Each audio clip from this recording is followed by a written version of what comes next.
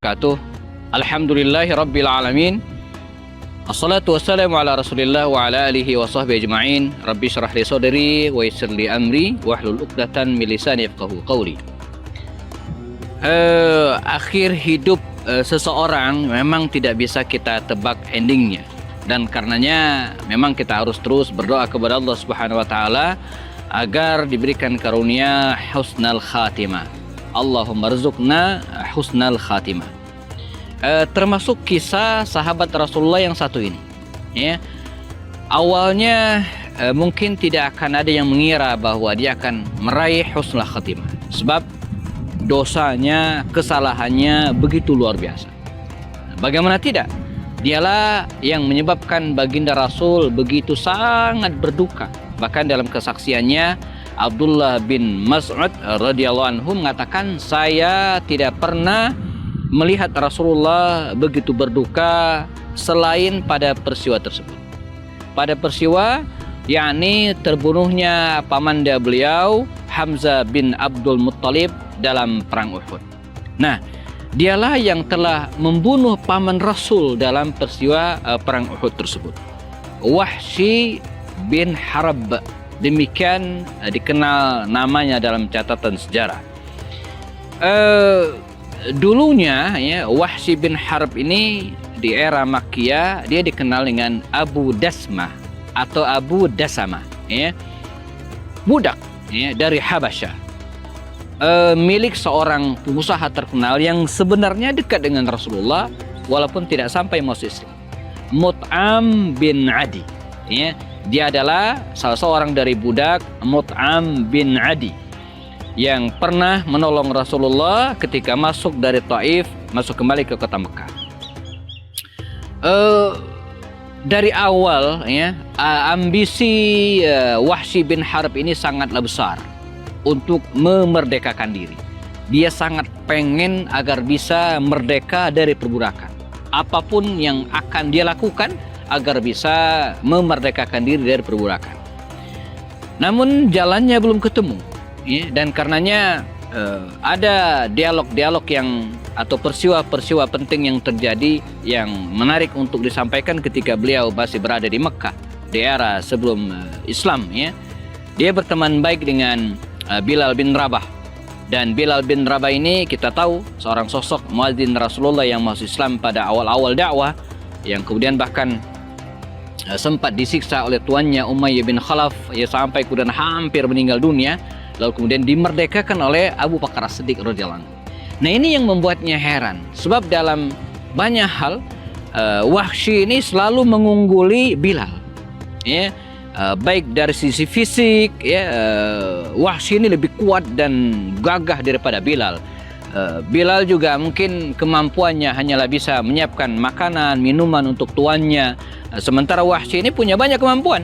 Nah, dia bisa membuat senjata tajam yang menjadi pandai besi kalau sekarang, gitu kan. Ada banyak pisau, senjata, pedang yang dia buat dengan tangannya sendiri. Bahkan Wahsy ini juga dikenal sebagai seorang pelempar tombak yang sangat ulung. Ketika berkelahi pun antar budaknya, dia pun selalu menang. Ya, jadi jauh di atas di atas Bilal bin Rabah. Nah, namun demikian ternyata belakangan, ya, justru Bilal bin Rabah yang merdeka lebih dulu karena masuk Islam dan dimerdekakan oleh Abu Bakar Siddiq radhiyallahu anhu.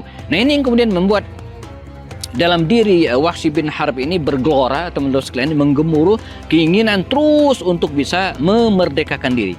Tapi belum ada jalan. Andai pun pada awalnya Bilal bin Rabah sempat menawarkan kepada Wahsy bin Harb ini untuk memeluk Islam, manalah dia mau. Ya, sebab untuk dirinya saja dia tidak bisa menguasai, ya, apalagi untuk masuk Islam, ya. Dia tahu bahwa beberapa Muslim, ya, dari kalangan budak dan kalangan menengah ekonomi ke bawah, mereka disiksa, kemudian dipenjara, bahkan banyak yang terbunuh, ya. Nah, boro-boro dia akan tertarik untuk masuk Islam. Nah, sampai pada akhirnya ketika Rasulullah SAW hijrah dari Makkah ke Madinah, dan kemudian waktu pun bergulir, beberapa peristiwa terjadi. Wahsy masih dalam kekafirannya di Makkah Al-Mukarramah, masih dalam perbudakan Mut'am bin Adi, ya, dan terjadilah perang Badar, di mana dalam perang Badar ini, teman-teman sekalian, kaum muslimin bisa mengungguli kafir Quraisy walaupun jumlah kaum muslimin hanya 313 orang, tapi jumlah kafir Quraisy banyak. Namun demikian ya, kaum muslimin bisa mengalahkan pasukan kafir Quraisy. Bahkan dalam perang Badar ini ada 70 tokoh kafir Quraisy yang terbunuh, dan di antara tokoh tersebut yang terbunuh adalah orang tua dari Hindun yang namanya Utbah bin Rabi'ah. Ya. Beberapa riwayat mengatakan ya, Utbah ini dibunuh oleh Ali, tapi ada mengatakan dibunuh oleh Hamzah. Tapi pada intinya kekalahan ya, kafir Quraisy dalam perang Badar ini menyisakan dendam kesumat, dendam membara di kalangan anak-anak muda Quraisy pada waktu itu, sehingga muncul tekad yang bulat dalam diri mereka untuk membalas dendam. Ya, membalas kekalahan para paman mereka, membalas kekalahan orang tua mereka yang terbunuh dalam perang Badar. Singkat cerita, anak-anak muda kafir Quraisy, Abu Sufyan bin Harb, Khalid bin Walid, Ikrimah bin Abu Jahal, Sofwan bin Umayyah, dan anak muda yang lainnya ya, yang sama-sama menyimpan dendam kesumat ini ya, menyiapkan pasukan besar dan terkumpullah 3.000 tentara ya, berangkat ke Madinah untuk menggempur kaum muslimin. Dan dengan menyimpan dendam yang luar biasa itu, mereka ingin mengalahkan kaum muslimin ya, menggempur Madinah. Kaum muslimin juga bersiap-siap dan terjadilah perang Uhud. Dalam perang Uhud ini Wahsy bin Harb ikut dengan harapan ya, dia dibayar oleh tuannya Mut'am bin Adi dan yang lainnya. Bahkan ada riwayat mengatakan Hindun binti Utbah sempat menjanjikan kepada Wahsy bin Harb ini, "Wahai Wahsy, kalau engkau bisa membunuh Hamzah, ya, Hamzah bin Abdul Muttalib yang telah membunuh paman ataupun ayahnya yaitu Utbah bin Rabi'ah, maka saya akan membebaskanmu dari kemerdekaan, dari perbudakan, dan memberikan semua perhiasan yang saya miliki." Sebuah tawaran yang selama ini diharapkan oleh Wahsy bin Harb. Selama ini di antara yang didambakan, dia pengen merdeka, terbebas dari perbudakan, ingin menjadi manusia biasa, ya, terlepas dari perbudakan. Dan ini ada yang menawari, Hindun binti Utbah. Maka dengan semangat itulah lalu kemudian Wahsy bin Harb berangkat ke Uhud, dan tidak ada tujuan lainnya teman-teman sekalian ya, selain untuk membunuh Hamzah bin Abdul Muttalib, dan itu pun tujuannya untuk mendapatkan kemerdekaan dari Hindun binti Utbah. Dan keinginannya diwujudkan ya, dia datang ke medan Uhud di tengah kecamuk perang yang luar biasa itu. Dia membidik Hamzah ya, tentu saja dengan cara yang sangat pengecut. Sebab kalau berhadapan maka dia akan kesulitan, mengingat Hamzah adalah petarung kuat gitu ya.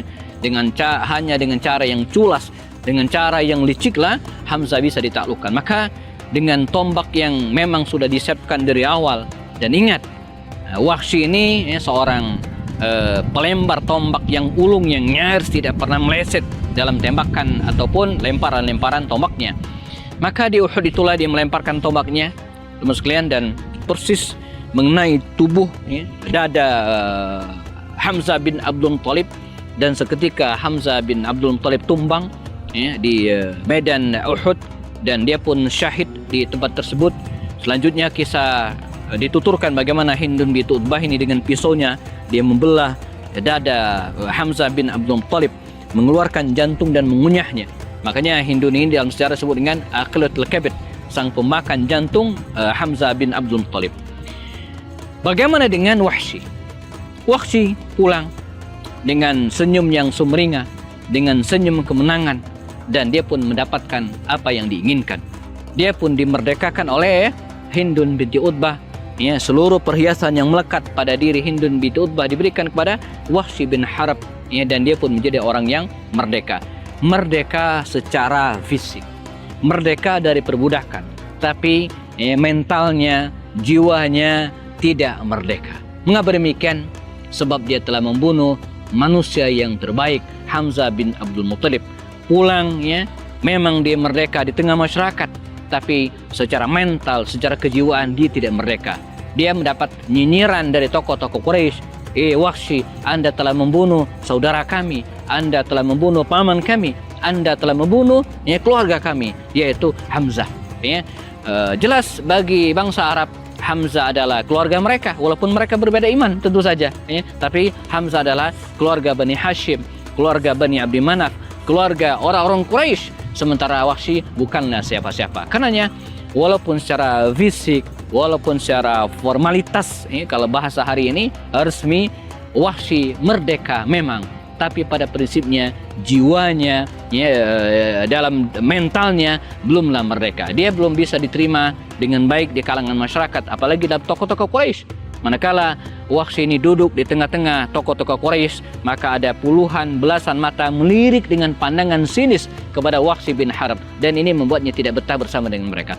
Ini mentalnya terus terjajah, mentalnya belum merdeka, dan suatu saat nanti dia berharap mentalnya ini akan betul-betul merdeka sebagaimana dia memerdekakan dirinya dari perbudakan. Nah, apa yang dilakukan oleh Wahsy bin Harb agar bisa membebaskan dirinya secara mental dan secara kejiwaan agar betul-betul bisa merdeka, kita akan bahas setelah yang satu ini, dan jangan kemana-mana, tetap bersama. Wahsy bin Harb, jiwanya, mentalnya belum merdeka.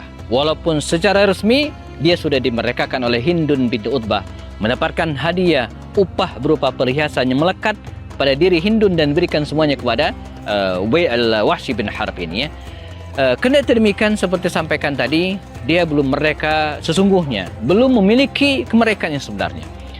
Ketika dia berada di keramaian orang banyak, dia merasa semua mata memandang dirinya dengan nyinyir bahwa dialah telah membunuh Hamzah, saudara mereka. Ketika berada di tempat kesepian, tidak ada yang menegurnya dan menyapanya. Demikianlah kondisi Wahsy bin Harb ini, dan hari pun berlalu, bulan berganti, tahun berlanjut ke tahun berikutnya, sampai kemudian janji Allah itu tiba. Ketika 10.000 tentara kaum muslimin dipimpin langsung oleh baginda Rasul menuju ke Mekah, membebaskan kota suci ini, dan ada 2.000 lebih penduduk Mekah bersimpu di hadapan Rasul SAW. Mereka lah yang selama ini mengusir Rasulullah, mereka lah yang selama ini meludahi Rasulullah, membenci Rasulullah. Hari itu mereka duduk bersimpu di hadapan Rasulullah SAW, menyatakan diri tunduk dan masuk Islam. Kemanakah Wahsy? Wahsy tahu bahwa dirinya sangat berdosa, besar kesalahannya, membunuh paman Rasulullah Hamzah. Bukan hanya idola dan pujaan kaum muslimin, bahkan non-muslim yang satu kabilah dengan Hamzah pun menyayangkan hal ini. Dia merasa bahwa tidak ada tempat bagi dirinya di Mekah. Muhammad SAW tidak mungkin memaafkannya. Maka buru-buru Wahsy ini segera meninggalkan Mekah, pergi segera meninggalkan kota itu. Adalah teman lamanya, Bilal bin Rabah, segera menyusul, mencarinya dan menemukannya di pinggiran kota Mekah. Ya Wahsy, mau kemana? Kata Wahsy, saya akan pergi. Tidak ada tempat bagiku di Mekah. Saya punya kesalahan yang besar, membunuh paman Muhammad, tidak mungkin saya dimaafkan. Kata Bilal bin Rabah, halumma, ayo kemari. Saya akan membawamu menghadap Muhammad. Beliau adalah orang yang sangat pemaaf, tidak ada dendam dalam diri Rasulullah SAW. Maka akhirnya Wahsy ini, teman-teman sekalian, diajak, digandeng oleh Bilal bin Rabah menghadap baginda Rasul SAW. Dan benar kata Bilal, Nabi sang pemaaf. Betapa besar kesalahan Wahsy dimaafkan oleh Rasulullah SAW. Kendati demikian, ada semacam perasaan tidak nyaman dalam diri Rasulullah ketika melihat wajah Wahsy bin Harb. Karena itu, setiap kali atau ketika melihat wajah Wahsy, Rasulullah selalu memalingkan wajahnya, sebab dia tidak mampu menahan gejolak yang ada dalam dirinya melihat orang yang dihadapannya adalah orang yang membunuh paman tercintanya Hamzah bin Abdul Muttalib. Namun tak urung kondisi ini membuat jiwa Wahsy sedikit terobati. Jiwanya yang tadi sempit mulai kemudian terbuka, dan dia terus ingin memperbaiki diri, ingin menebus kesalahannya, dan janji Allah itu pun tiba. Ketika Rasulullah wafat, Abu Bakar menjadi khalifah, pemberontakan sempat terjadi. Yang terbesar adalah pemurtatan yang dilakukan oleh Musailamah al-Kadzdzab, dipimpin oleh Khalid bin Walid. Abu Bakar membentuk angkatan perang untuk menyelesaikan urusan dengan Musailamah al-Kadzdzab yang kemudian kabur melarikan diri ke sebuah benteng yang dikenal dengan Hadiqatul Maut.